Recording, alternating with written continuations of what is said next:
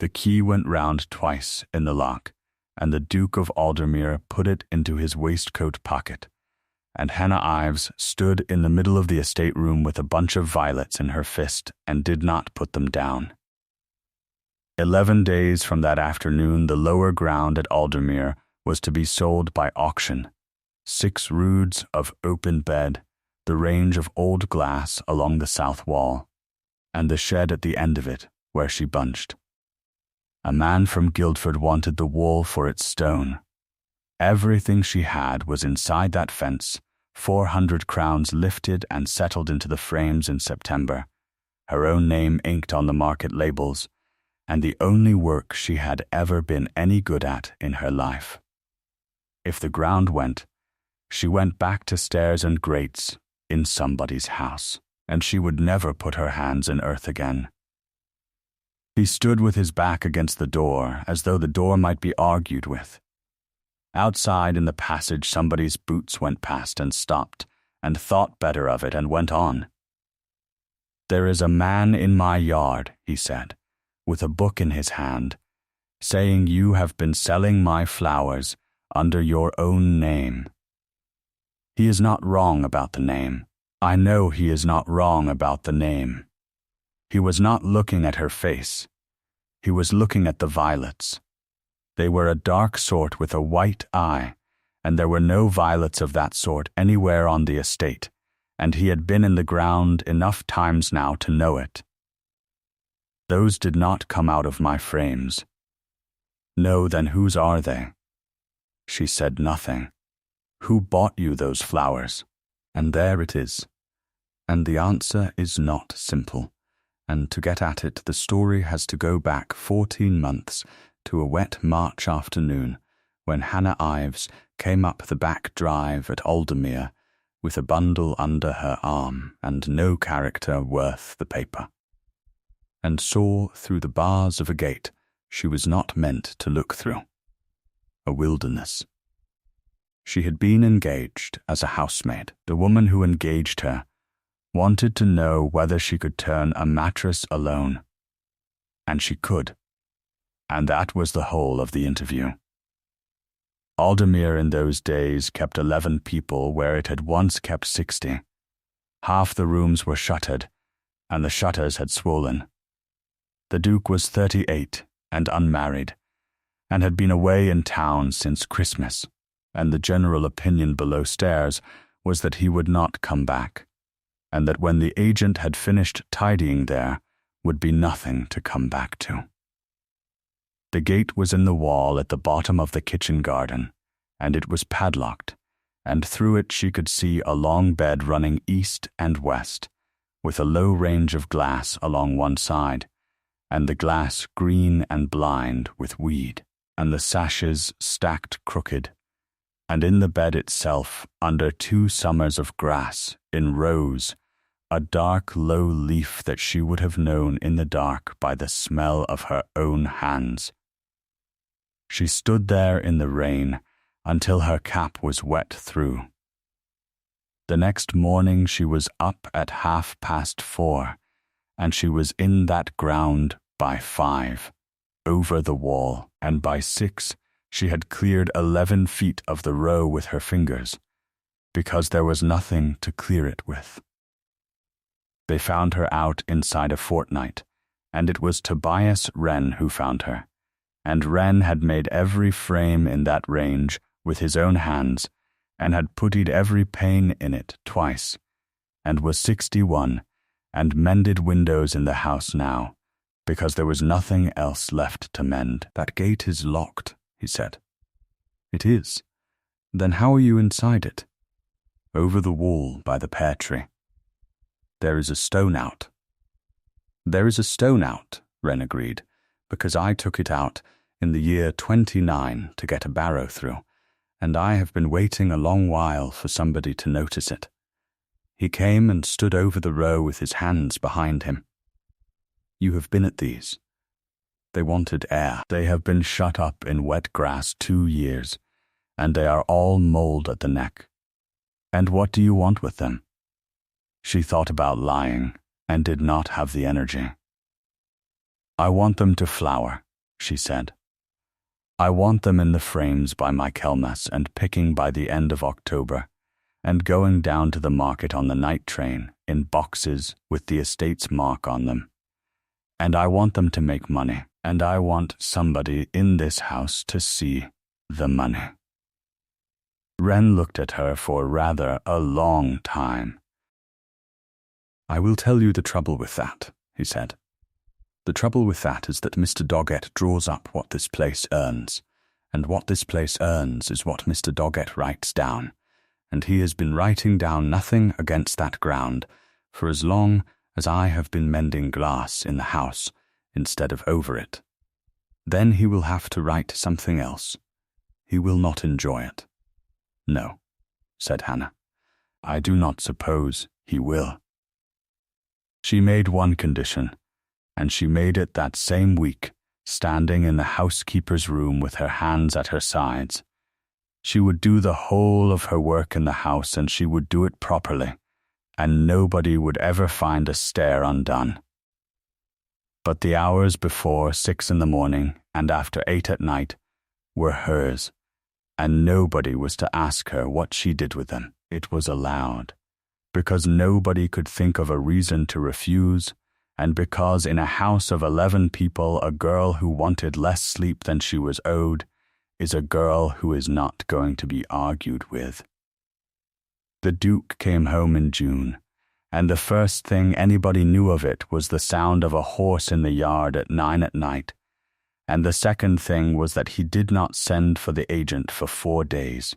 He came down to the lower ground on the 5th day. He came without warning, which was his habit, and he stood at the gate. The padlock had by then been off it a month, hanging open on its staple where Wren had left it, and neither of them had ever mentioned it, and he watched a housemaid on her knees in the alley, with her sleeves rolled past the elbow, going along the row plant by plant, and taking the dead leaf off each one with her thumbnail, and dropping it in a pail. How long does that take? He said. She did not startle, which he noticed. The whole row is 3 mornings, Your Grace. And what does it do? It stops the mold. Mold goes in at a dead leaf, and then it goes into the neck, and then the plant is gone, and it takes the 2 either side of it with it. She sat back on her heels. They want air more than they want anything. People think a violet wants to be kept warm. A violet wants to be kept cold and dry and blown on. He came a little way into the ground. They were my mother's, he said. I thought they might have been somebody's. There was a range of glass twice this length, and a man to it, and they went up to London 3 nights a week from October to Easter. He said it the way a person says a thing they have not said out loud in years, and are checking the sound of. Doggett has always told me the stock was dead. The stock is not dead. You are certain. I have 400 crowns in this ground that will come true, said Hannah, and I will show them to you in September when I lift them, and you can put your hand on them. That was in June.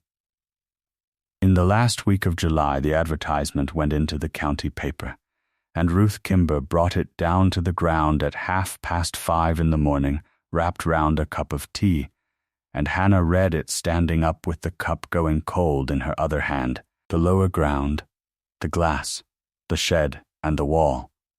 To be sold by auction on the 26th of October. He never, said Ruth. He signed it. It says he signed it. Then he never read it, said Ruth Kimber, who was 34 and had been in that kitchen since she was 15 and had a low opinion of everyone in it, including herself. He signs whatever Doggett puts in front of him. He has signed away the fishing, and he has signed away the 2 farms at Thorn, and he did not read one of them either. Drink that. Your hands are shaking, and it is not the cold. The Duke came down that evening, and stood at the end of the row, with the paper in his hand, and this was the first time the two of them were alone together, with a door shut and business between them. And neither of them sat down.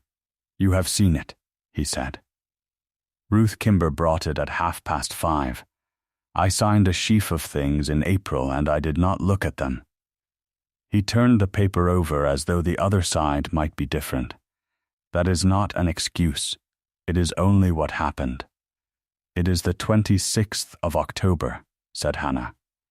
"I can be picking by the 20th if the weather is ordinary. That is 6 nights of boxes before the sale. That is not enough money to matter." Then what would be enough?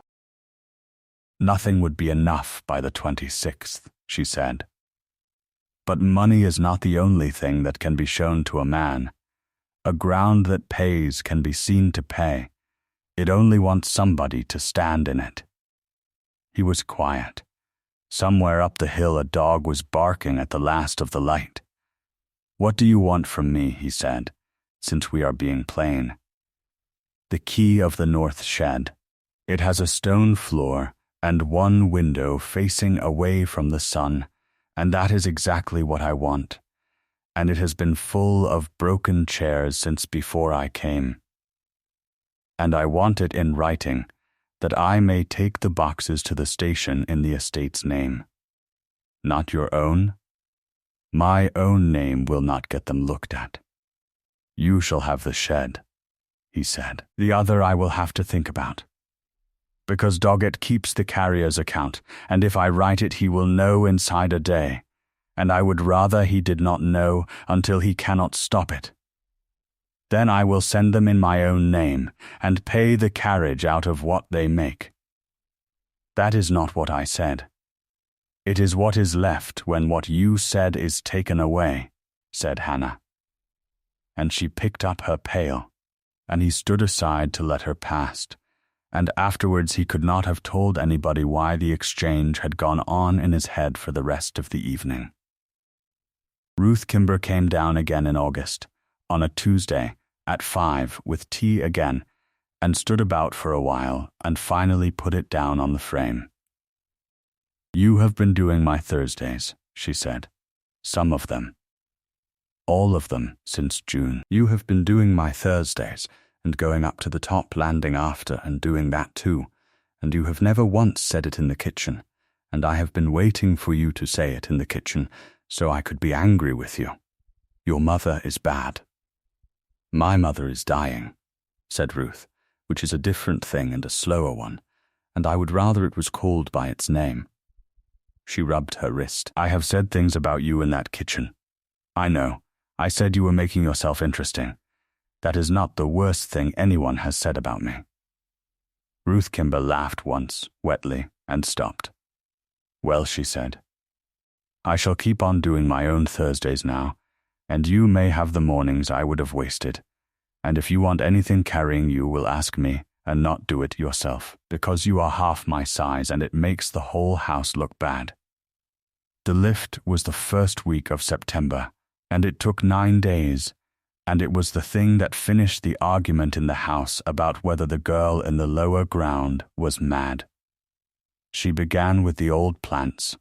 She went along the row and put her thumb under each runner where it had rooted itself in the alley, and lifted it away from the parent, with the earth still on it, and laid it in a shallow tray, and she kept only the runners off the plants she had marked in the spring. Because a violet will throw a dozen runners, and not all of them will come true. And the ones that do not come true are the ones that flower thin and small and turn back towards the wild sort. The marks were bits of red worsted, and she had taken them off her own stocking, and she had never explained them to anybody in her life. Then the crowns. She lifted with a fork and never a spade, because a spade cuts and a violet resents being cut. She put the fork in a hand's breadth from the plant and lifted straight up, and took the crown in both hands and shook the earth out of it, and looked at the neck, and threw away everything with brown in it. Then she pulled the old leaves down and off, never sideways, and trimmed the roots to the length of her finger, and set the crowns in a pail with a wet sack over them, so the roots never once saw the sun. The frames she had made ready in August. She had taken every sash off and stood them against the wall, and Wren had gone along them with putty and paint, whistling through his teeth. She had dug the beds 2 feet down and put the rubble at the bottom and the good stuff on top, because violets want to be dry at the root and cold at the head, and a bed that holds water is a bed that holds mold.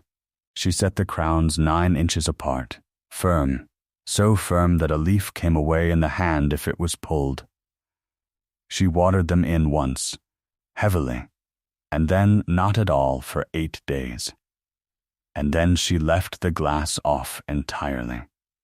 Coit came down and looked at that and said what everybody said, which was that she had lifted 400 plants and put them out in the open like a fool.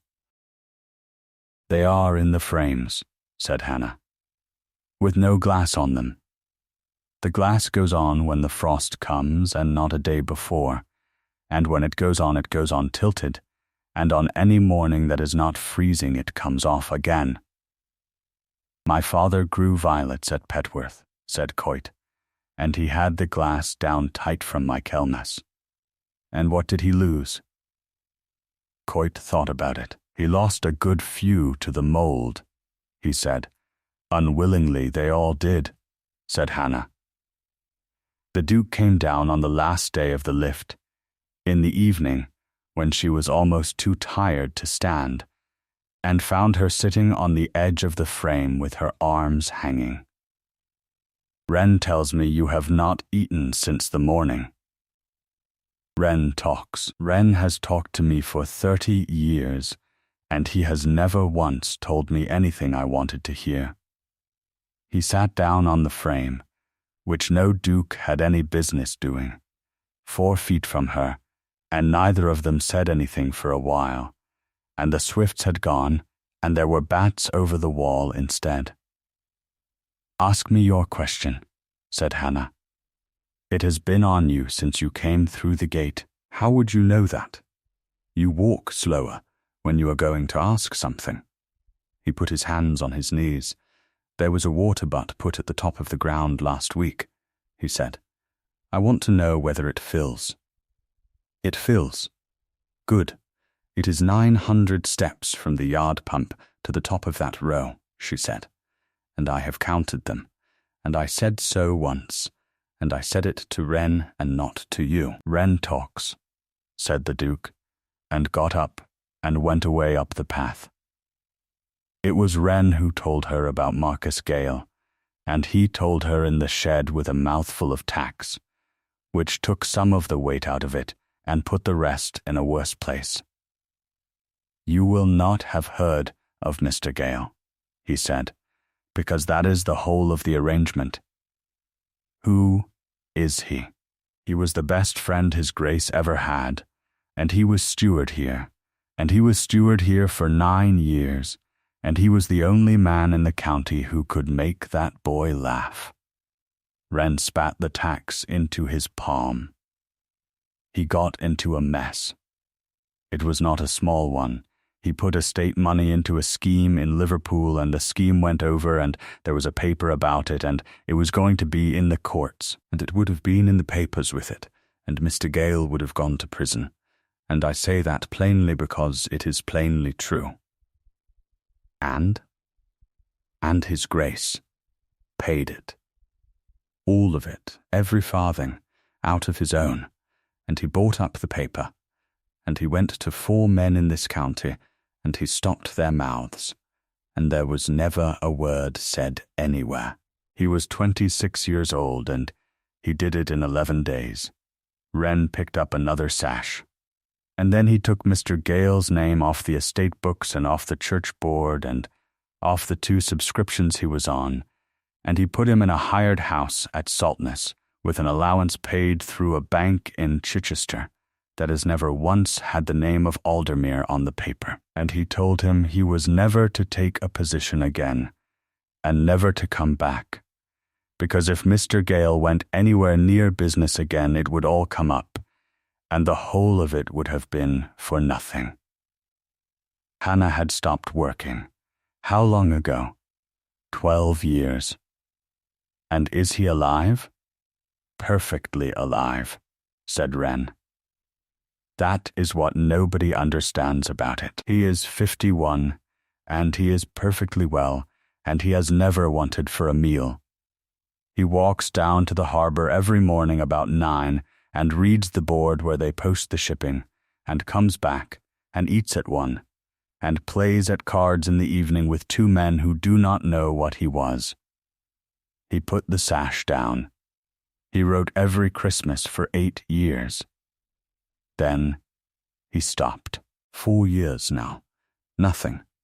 And his Grace has gone on paying it quarterly, and has never gone down there, and has never once said the man's name out loud in this house, and I will thank you not to say it either. She did not say it. She went out into the ground, and stood in the alley with her hands full of dead leaf, and thought about a man who read a shipping board every morning, about a harbor full of boats he had no business with, and she found that she was very angry, and could not have said with whom. He came down 4 evenings later. The glass was still off. There was a moon, and the crowns were black and low in the frames, and she was walking the row for no reason, except that walking the row was what she did when she could not sleep. That row is 50 yards long, he said from the gate, and you have gone up and down it 3 times, and I have been standing here for all of them. Then come in or go away. He came in. Wren told me about your Mr. Gale, she said, because she had never in her life found a way of arriving at a thing sideways. He stopped walking. Wren had no right. He had none at all. Well, said the Duke, and then, after a while, what did he tell you? That you paid it, and stopped it and put him at Saltness. He would have gone to prison. He would have been ruined in a way there is no coming back from. I was 26, and it was the only thing I could think of. Wren said that too. What did he not say? He did not say what Mr. Gale does now. The Duke was quiet so long that a bird went over and she counted the beats of it. He reads the shipping board, he said. There is nothing on it that concerns him. There has been nothing on it that concerned him for 12 years. He goes down at 9, because if a man does not go down at 9, he does not get up at 8. He was looking at the frames and not at her. He has a dog now. He mentioned the dog in the last letter. That was the whole of the letter, the weather and the dog, and that he was very well. 3 lines.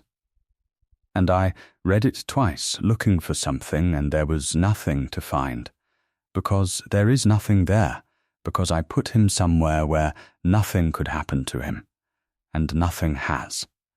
And you have not been down? No. Why not? Because he would be very glad to see me, said the Duke, and would say so, and would mean it. And then I should have to come away again and leave him there. She did not say anything at all. She had been going to.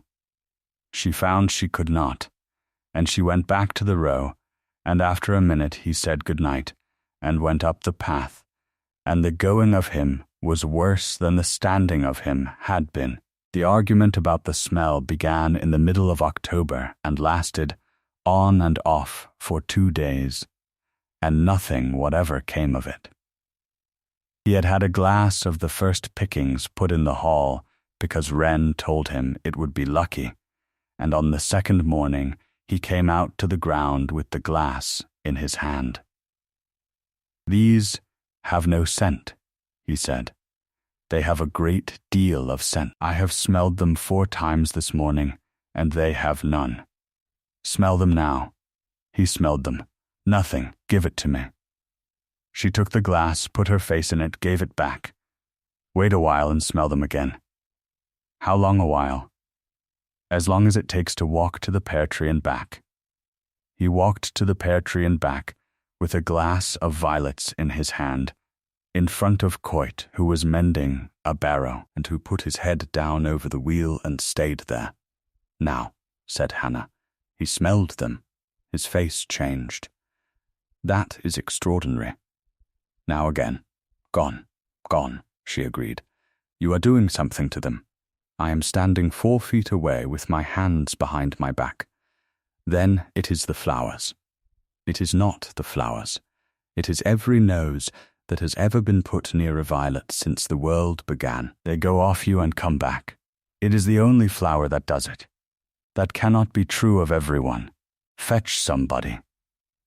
He fetched Wren, who came unwillingly with a pot of putty and said that he had no time for this, and then held the glass under his nose and said, "That is a violet," and then, 30 seconds later, "That is not a violet," and then looked deeply insulted. "There," said Hannah. "Wren has been putting linseed on his hands for 50 years, said the Duke. "Wren's nose is not evidence." "My nose," said Wren with dignity, "has been the best nose in this parish since your Grace was in a nightgown." "Fetch Ruth Kimber," said the Duke. "I will not fetch Ruth Kimber. Ruth Kimber has 4 coppers on. Then I shall go and stand in the passage and smell them at intervals until somebody agrees with me." "You may do that," said Hannah. "It will not make you right. It will only make you a duke standing in a passage smelling a glass. You have a very poor idea of my dignity. I have an exact idea of your dignity. I have cleaned the room where you keep it." He laughed properly, with his head back, which nobody in that house had heard for a long while, and Wren looked at the pair of them, and picked up his putty, and went away without saying anything, which for Wren was a sort of speech. They stayed there another 1/4 of an hour, arguing about it, and settled nothing. He held that it was the glass. She held that it was his nose. He proposed to write to a man he knew in London who understood such things, and she said that any man in London who understood such things would tell him it was his nose and charge him a guinea for it. He said that he had never in his life been told he was wrong so many times before 9 in the morning. She said he had probably been wrong just as often and simply not been told. And then the bell went for prayers, and they both looked up at the house, and neither of them moved for a moment, and the glass of violets stood on the frame between them, and neither of them had thought about the auction for 20 minutes. He did not stop looking at her when she went. He had been trying not to do that for a month, and had lately stopped trying. The gale came on the night of the 22nd of September, and nobody had said a word about it at supper, because it had been a still, mild, wrong sort of day. It came out of the southwest at about 11. Hannah heard the first of it in her attic, as a sound like a cart going over a bridge a long way off, and she was down the back stairs with her boots in her hand before it came the second time, because every sash in that range was on and tilted, and a tilted sash in a southwest wind is a sheet of glass with a handle on it, and there were 400 crowns underneath. The Duke was in the ground before her. He had a lantern, and it was already useless. "Which end?" he shouted. "The east. Take them off and stack them flat against the wall, flat, not leaning. The wind gets under-leaning." They got the sashes off 2 at a time, 1 at each end, and it took both of them to hold one steady, and the wind came under each in turn and tried to take it, and the first one went and burst on the path, and after that They knew what they were doing. The rain came at about 1. It came sideways and it came warm, which was worse, because warm rain on lifted crowns in a wind is exactly the thing that kills them in a week. They roped straw hurdles over the open frames, and the hurdles lifted, and they roped them again, with the rope going under the frames and back over. And Hannah lay flat on the wet ground, with her arm under the frame, passing the rope to him, and his hand came down and found her wrist in the dark, and took the rope out of her fingers.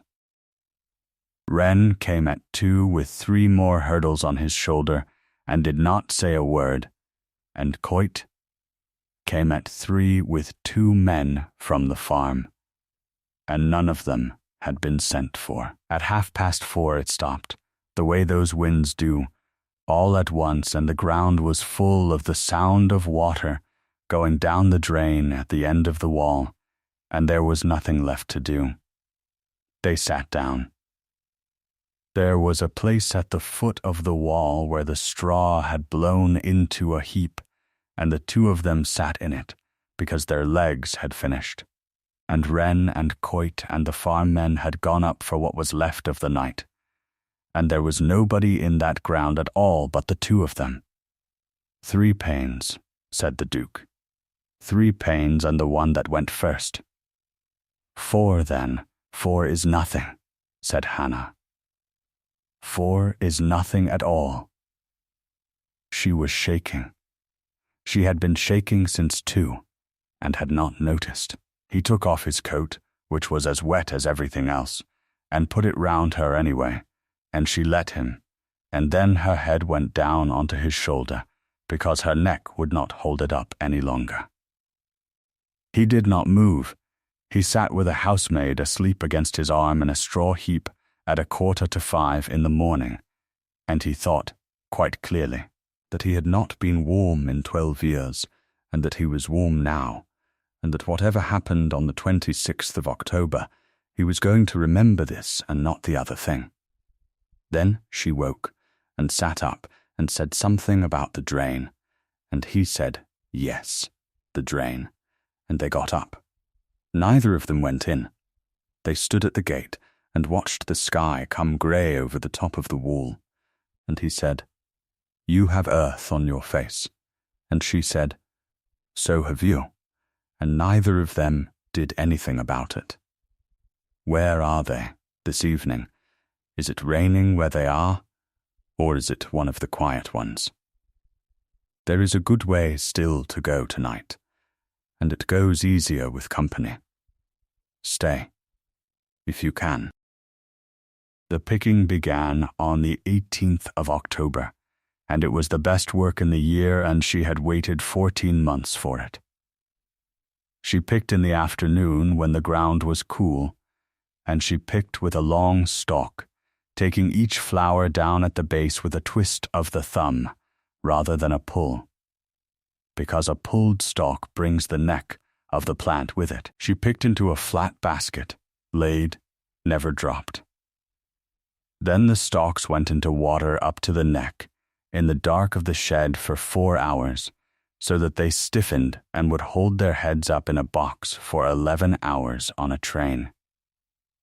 Then the bunching, at night on the bench in the north shed, which was at exactly the height of her elbow and had a shelf underneath for the pails, and which she had never asked for, and had found there in August with the window unboarded.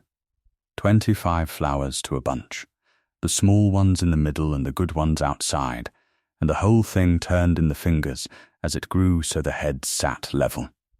A collar of leaves round it, chosen for size, 3 big and the rest small, tied twice with soft string, once tight and once over.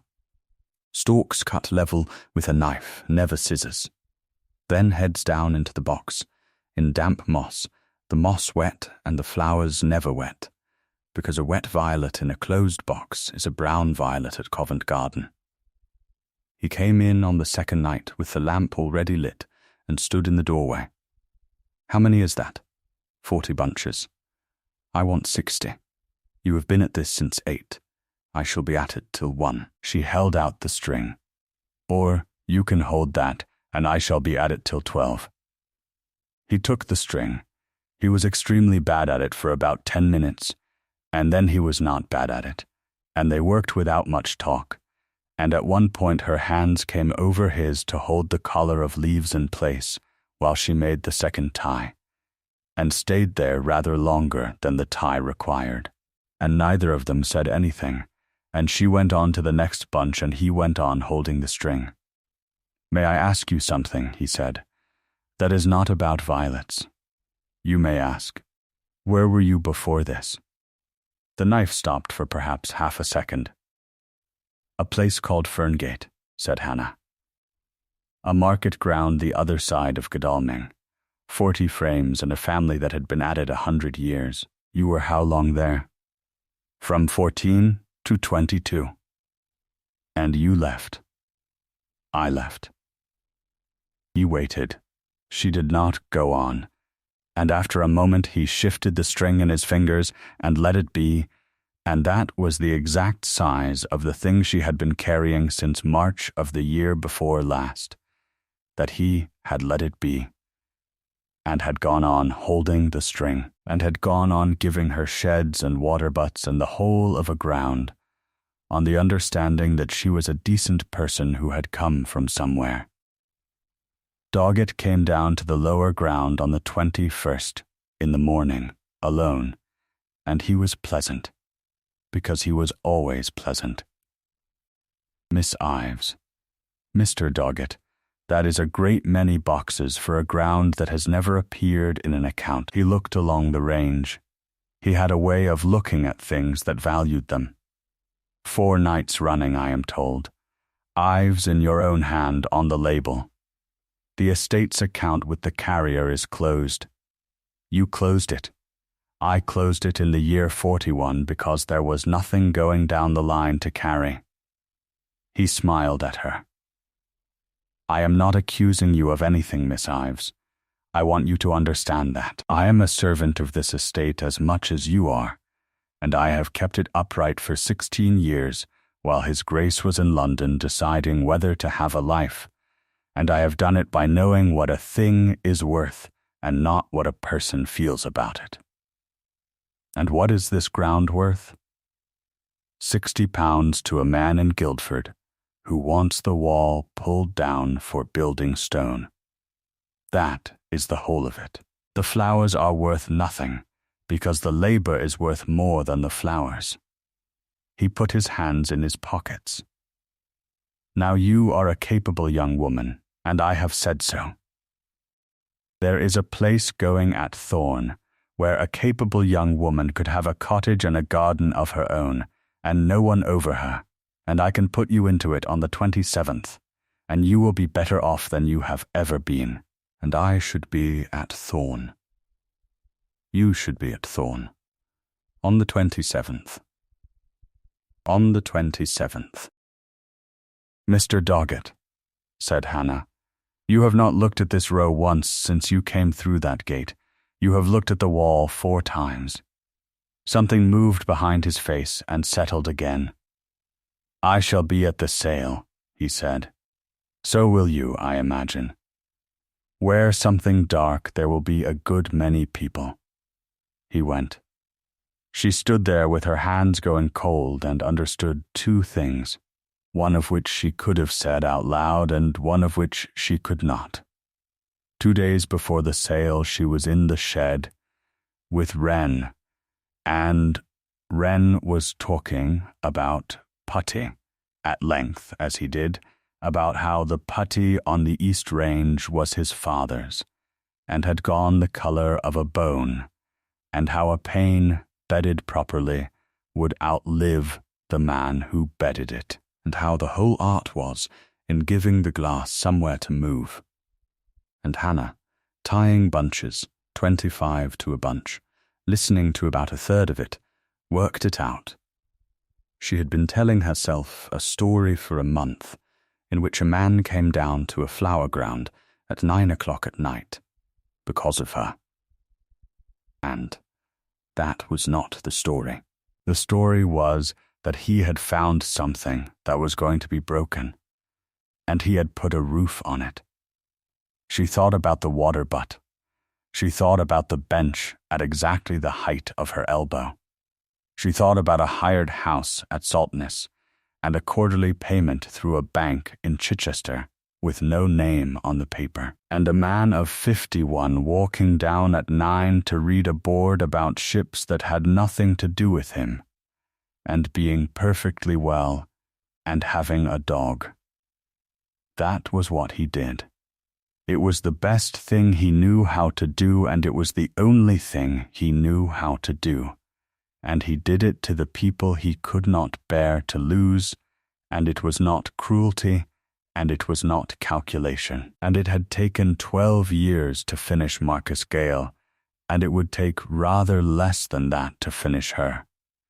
Because she was younger and had further to fall, there would be a cottage. There would be the ground made over in writing so that nobody could take it. There would be an allowance, and it would be generous, and it would be arranged so that she never had to ask, and she would be safe and warm and shut in, and in 12 years she would write him 3 lines about the weather. And that is why I never use a hard putty on an old sash, Wren was saying. Because an old sash wants to move, and a hard putty will not let it, and it is the not letting it that cracks the glass. Every time. It is never the wind. No, said Hannah. I do not suppose it is. She tied off the bunch and cut the stalks level and laid it in the box, heads down, in the moss. The accusation came the next morning, in the yard, with the boxes standing loaded and the carrier's horse in the shafts, and it came in front of Ruth Kimber and Coit, and 2 men from the farm, and Wren, and Doggett had the carrier's book open in his 2 hands like a hymn. Ives, he read out. Ives, Ives, Ives, 6 consignments in 11 days out of a ground belonging to his grace, in a girl's own name, to a salesman in Covent Garden, and the money paid to her. He shut the book. I am sorry for it. I did not want to do this here. You brought the book to the yard, said Wren. I brought the book where the boxes were. The Duke came out onto the step. Nobody had sent for him either, and so they came at last to the estate room, and the key going round twice, and it going into his waistcoat pocket, and a housemaid standing in the middle of the carpet with a bunch of dark violets, with a white eye, in her fist, and mud to the knee. There is a man in my yard, he said, with a book in his hand, saying, You have been selling my flowers under your own name. He is not wrong about the name. I know he is not wrong about the name. He was looking at the violets. Those did not come out of my frames. No, then whose are they? She said nothing. Who bought you those flowers? Nobody bought me anything. They were on the bench in the shed at 6 this morning, and they were not there last night, and there is not a plant of that sort within 9 miles of this house, and I have walked every row of it. So do not tell me nobody. He stopped.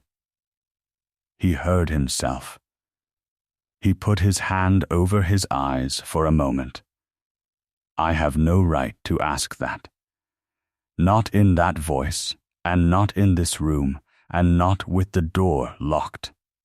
No, she agreed. Then I withdraw it. I would rather you did not, said Hannah, because you will ask it again in your head every night for a year, and I would rather you asked it now. Very well. He put his hands behind him. Who sent them? A man called Ned Larkin.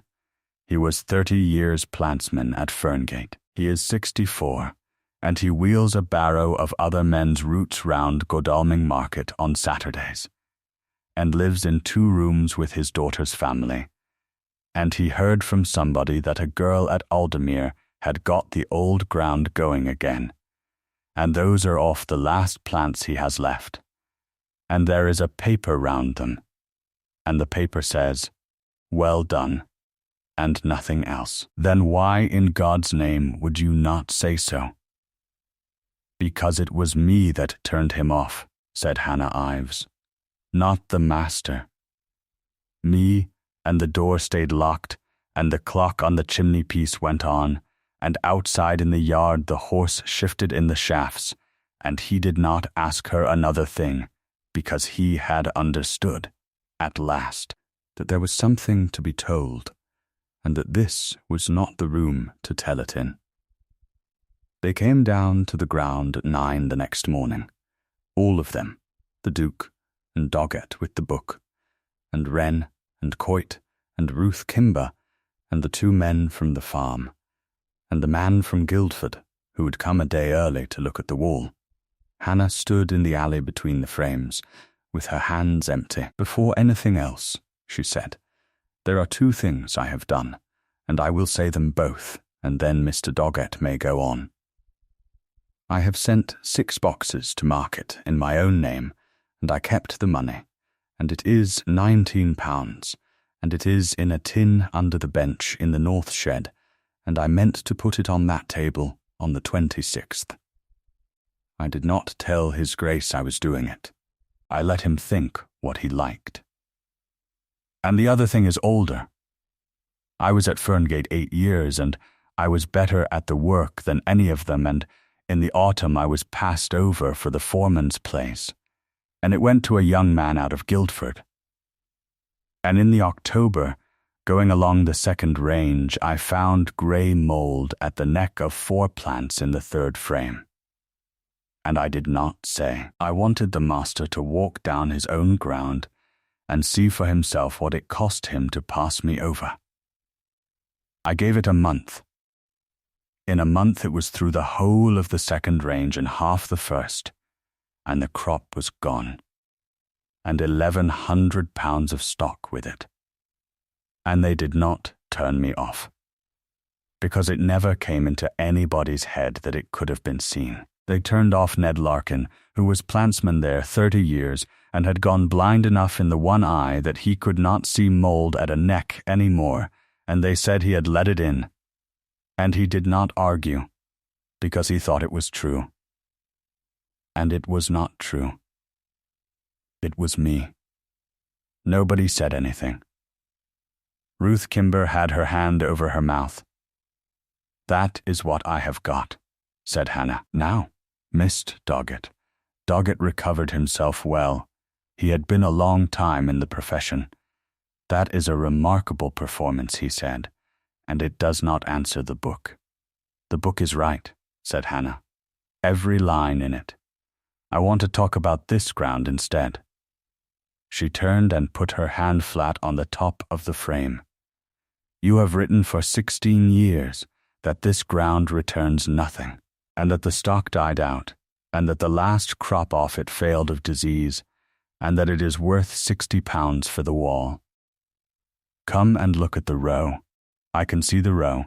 Come and look at it." He did not move, so she went along it herself, slowly, talking.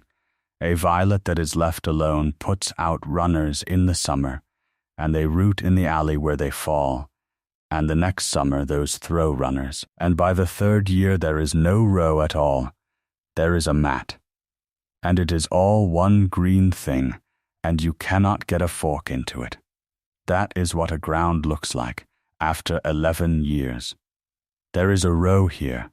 There is a row 9 inches to the plant, and it runs straight, and every plant in it is the same sort and comes true, and there is not one seedling of the wild sort in the whole of it. That does not happen. That is a ground that was lifted and set out fresh every single summer by somebody who knew exactly how to do it. There were runners in these alleys when I came, and I lifted them, and I know how old a rooted runner is by what is under it. There were 2 years of them. 2, not 11. Somebody was working this ground properly until 2 summers ago, and taking a crop off it, and then stopped. She came back and stood in front of Doggett.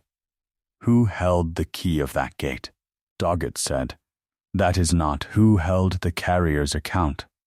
"You will not," said Doggett, and his voice went on the second word, and he heard it go, and stopped. "I carried them," said Coit. Everybody turned round.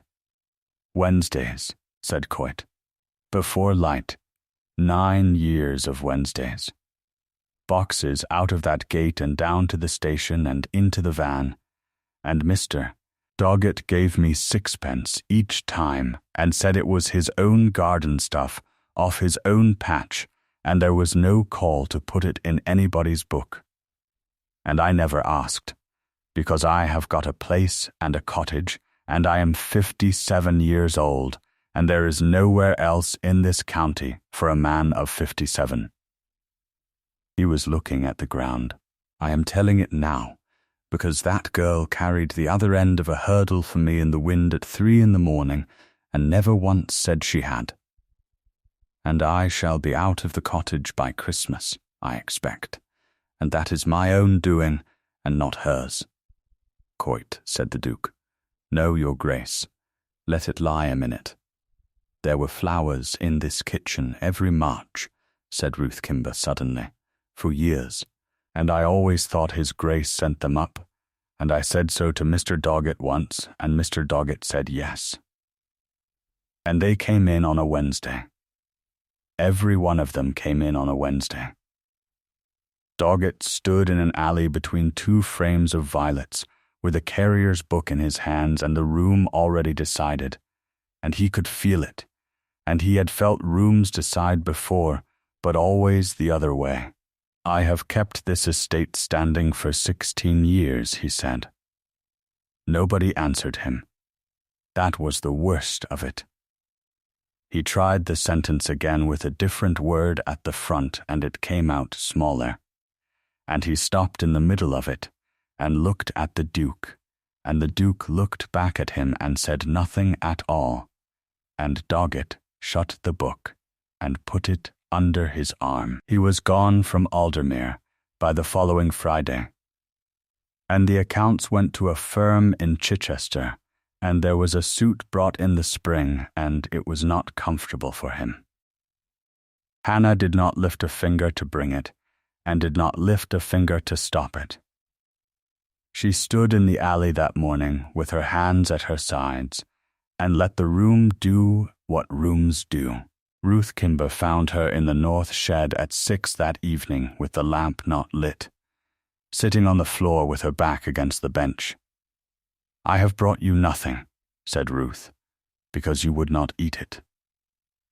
No, Ruth sat down on the floor beside her, which took a while, and put her shoulder against Hannah's shoulder. "They are all talking about Coit. Coit will keep his cottage. I know he will." Ruth pulled her apron over her knees. "You will not, though, will you? Keep anything? I told a room full of people that I let a range of glass go to ruin out of spite, and let an old man take it," said Hannah. "There is no coming back from that in a house, nor should there be. You could ask him. That is exactly what I could not do." She put her head back against the bench. "Ruth, nobody can smell a violet for more than a moment.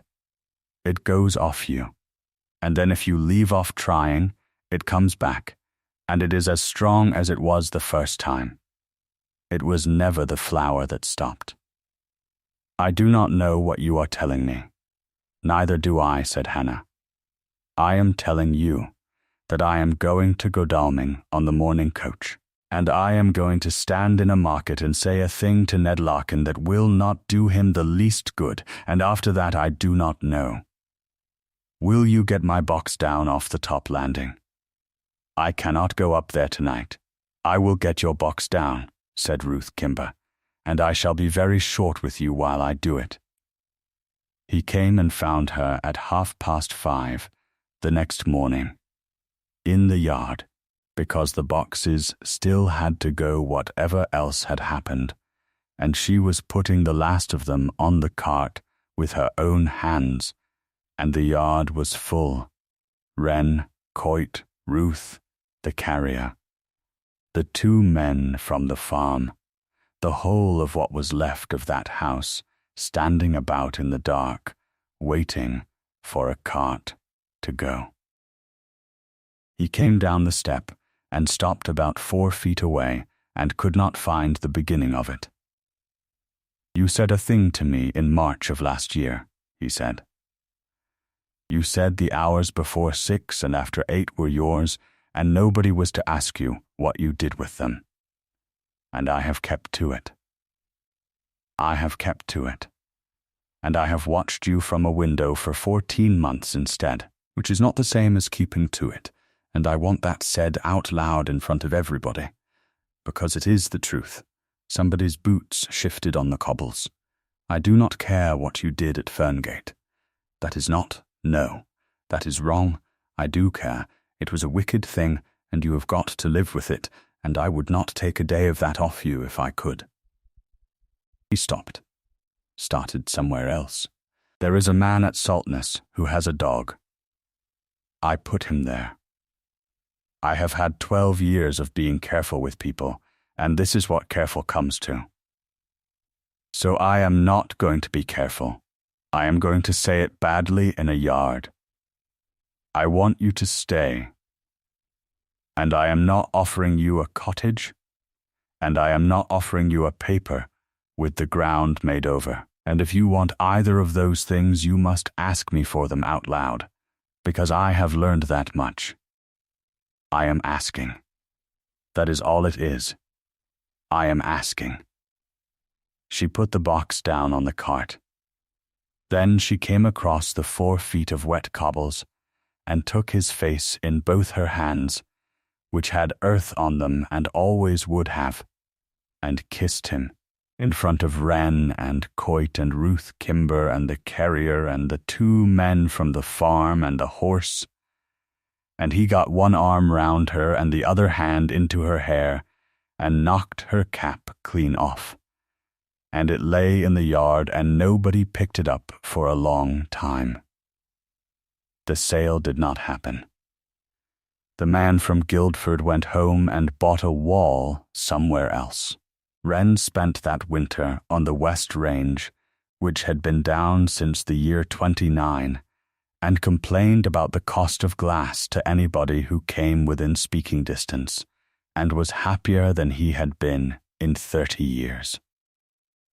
Coit kept his cottage and became, without anyone deciding it, the man who drove the boxes down.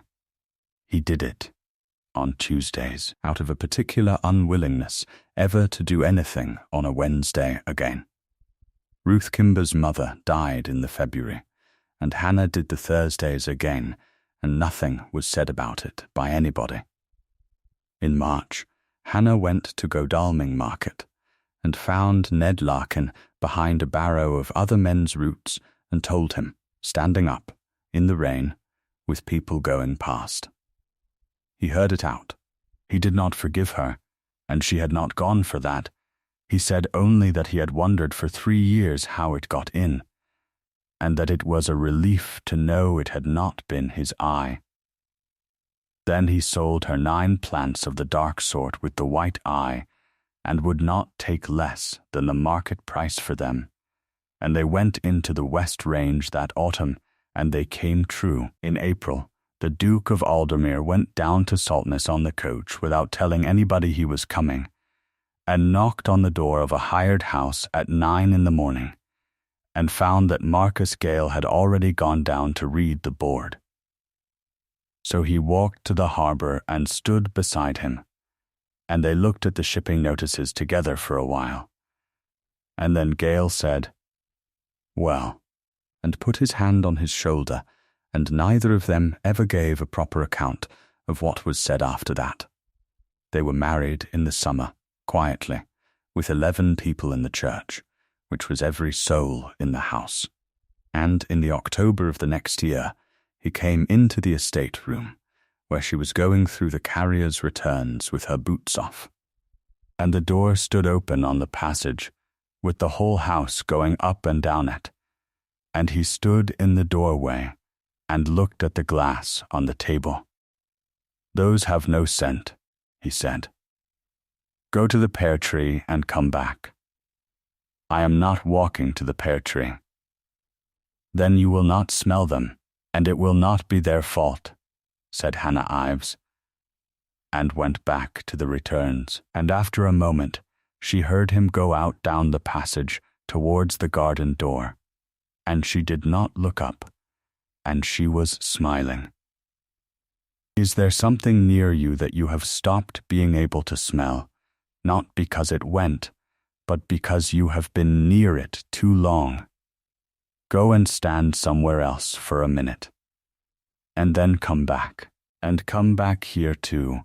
When the evening is long, there will be a fire on, and a story going, and a place kept